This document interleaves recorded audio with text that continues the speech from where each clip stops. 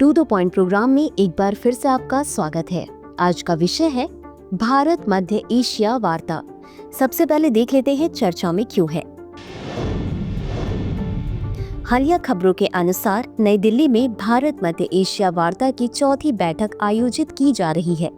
इस बैठक में कजाकिस्तान, किर्गिस्तान, तजाकिस्तान, तुर्कमेनिस्तान और उज्बेकिस्तान के विदेश मंत्री भाग ले रहे हैं। बता दें कि पिछली तीसरी बैठक भारत द्वारा दिसंबर 2021 में नई दिल्ली में आयोजित की गई थी। मुख्य बिंदु,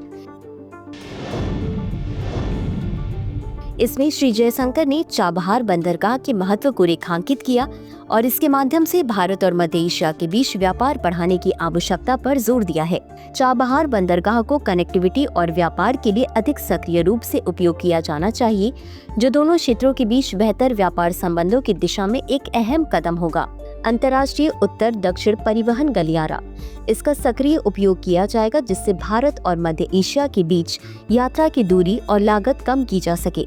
साथ ही कनेक्टिविटी में सुधार करने के उद्देश्य से यह गलियारा व्यापार और यात्रा की प्रक्रिया को आसान और तेज बनाएगा, जिससे दोनों क्षेत्रों के बीच व्यापार बढ़ेगा। व्यापार मंडलों का सहयोग श्री जयशंकर ने भारत मध्य एशिया व्यापार परिषद की बैठक में भविष्य में संभावित नेतृत्व शिखर सम्मेलन के आयोजन का सुझाव दिया है।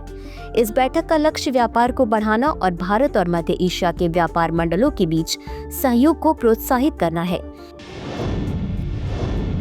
अब जान लेते हैं भारत मध्य एशिया वार्ता के बारे में। भारत और मध्य एशियाई देशों के बीच यह एक मंत्री स्तरीय वार्ता है जिसमें कजाकिस्तान, किर्गिस्तान, तजाकिस्तान, तुर्कमेनिस्तान और उज्बेकिस्तान शामिल है। 1991 में सोवियत संघ के पतन के बाद इन देशों ने स्वतंत्र राज्य के रूप में अस्तित्व में आना शुरू किया था। बता दें कि तुर्कमेनिस्तान को छोड़कर बाकी सभी देशों ने शंघाई सहयोग संगठन के सदस्य हैं।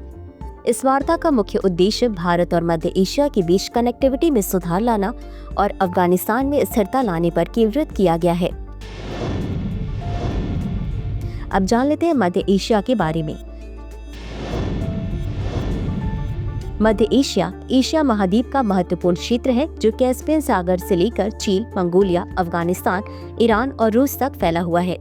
मध्य एशिया ऐतिहासिक रूप से यायावर लोगों और सिल्क रोड से जुड़ा हुआ है, जिसने यूरोप, दक्षिण एशिया और पूर्वी एशिया के बीच व्यापार और विचारों के आदान प्रदान को बढ़ावा दिया।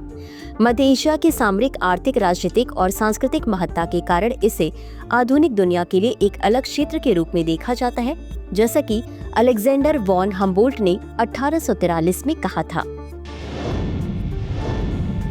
इसी के साथ अंत में देख लेते हैं आज के अभ्यास प्रश्न को।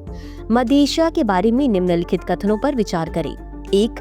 मध्य एशिया एशिया महाद्वीप का महत्वपूर्ण क्षेत्र है जो कैस्पियन सागर से लेकर चीन, मंगोलिया, अफगानिस्तान, ईरान और रूस तक फैला हुआ है। 2. मध्य एशिया ऐतिहासिक रूप से यायावर लोगों और सिल्क रोड से जुड़ा हुआ है।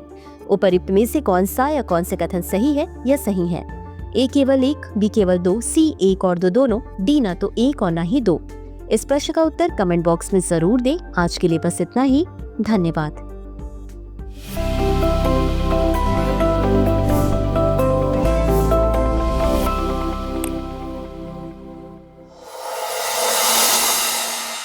डियर व्यूअर्स, अपने एग्जाम की तैयारी को और बेहतर करने के लिए हमारे चैनल को लाइक, शेयर और सब्सक्राइब करना न भूलें।